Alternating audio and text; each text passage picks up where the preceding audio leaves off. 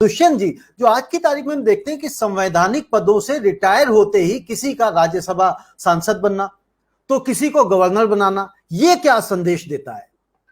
ये देखिए, chief justice Gogoi की बात करें सीधी, जो आदमी सेक्सुअल हेरेसमेंट केस में सो सीरियसली इन्वॉल्व था, भले ही चीफ जस्टिस बोबड़े और दो लेडी जजेस, जस्टिस मिसिस बैनर्जी और जस्टिस मिस इंदु मल्होत्रा की कमिटी ने उनको एक्सोनरेट कर दिया।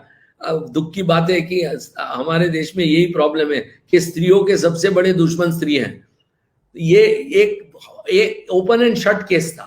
मैंने ये लेडी की एफिडेविट पढ़ी है। उस एफिडेविट अगर पब्लिक में आ जाए तो पब्लिक शॉक हो जाएगी कि चीफ जस्टिस बोबड़े ने उनके साथ कैसा दुर्व्यवहार किया था। चीफ जस्टिस गोगोई ने, सॉरी, कैसा दुर्व्यवहार किया था। तो ये उनको बचाने के लिए पूरी मोदी सरकार लग गई थी। अब मैं नाम नहीं बताऊंगा, मैं जानता हूं कौन कौन थे उसमें। पूरी मोदी सरकार उनको बचाने में लग गई थी। क्यों? क्योंकि उनको बहुत इंपॉर्टेंट जजमेंट्स ये थे। उनको रफाल में जीतना था, उनको सीबीआई डायरेक्टर जो आलोक वर्मा को हटाया गया था मध्य रात्रि में, उसको जीतना था, उनको अयोध्या में अपनी फेवर में डिसीजन लेना था। ये सब चीज कौन कर सकता था? Chief justice of India. तो वो चीफ जस्टिस कंप्लीटली कॉम्प्रोमाइज था उस वक्त, कंप्लीटली कॉम्प्रोमाइज। आप उनकी कोर्ट की बिहेवियर भी देखिए, आप कोई भी अखबार निकाल दीजिए, ये हर एक जो केस में बोल रहा हूं, ये केस के दौरान उनके जो उच्चारण थे कोर्ट में, वो एक, मैं समझता हूं, डिस्गस्टिंग उच्चारण थे। दे डू नॉट बिफिट ए जज of a supreme court, much less chief justice of India. ऐसे उच्चारण थे उनके। मैं तो एक दो बार उनके हियरिंग में इन्वॉल्व भी था।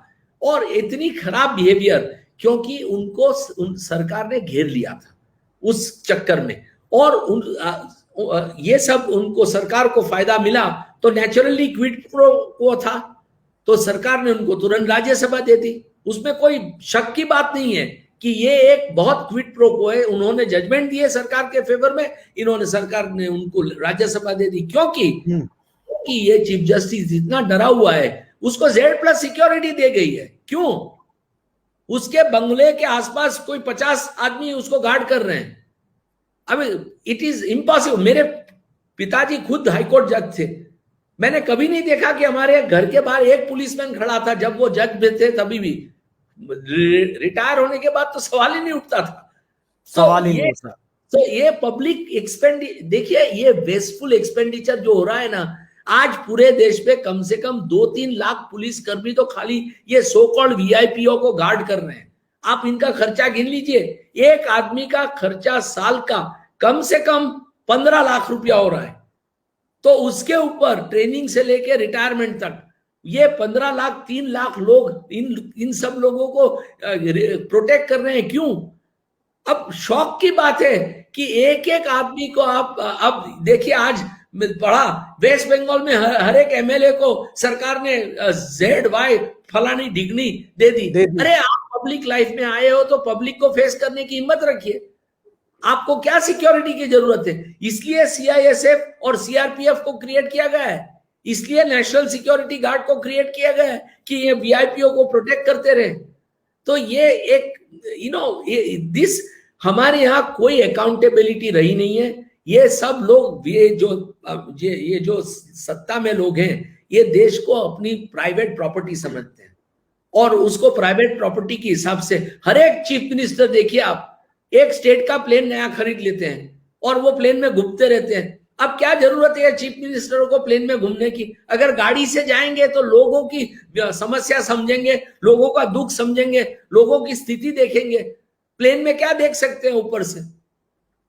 मैं बहुत बार देखता हूं कि मैं बिल्कुल आपकी बात से सहमत हूं। कई बार मैं एक क्वेश्चन भी रेज करता हूं कि जितने भी आप मंत्री देख लीजिए, मुख्यमंत्री देख लीजिए, ये शुरुआती अगर इनका बैकग्राउंड देखेंगे तो पता लगता है कोई टीचर था तो कोई कुछ भी नहीं था, लेकिन आज सैकड़ों करोड़ों रुपए की संपत्ति लेके बैठे हैं। तो संपत्ति भी कहां से आ जाती है, इसके ऊपर भी कुछ कैसे क्या किया जा सकता है? आप तो एडवोकेट हैं, आप कानून जानते हैं।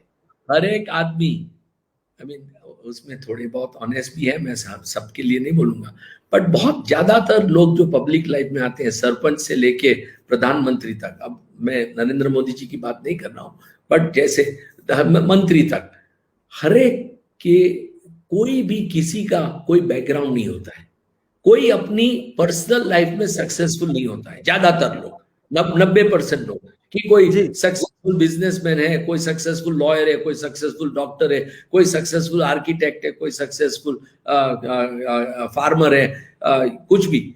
ये सब लोग प्रोफेशनल पॉलिटिशियंस हैं। और ये एक बड़े दुख की बात है, क्योंकि जैसे ही वो सत्ता में आते हैं उनके आसपास लोग वो चेस के मोहरे की तरह बैठ जाते हैं, ताकि उनकी सत्ता से उनके रिश्तेदार, उनके मित्रगण, सब लोग कैसे पब्लिक इंटरेस्ट को चूस सके और अपने लिए कैसे संपत्ति कर सके। तो ये सब लोग अचानक ओवरनाइट, मैंने देखा है हमारे गुजरात में एक टीचर चीफ मिनिस्टर बनी और उनके रिटायरमेंट होने के बाद उनकी फैमिली अबजों रुपया है।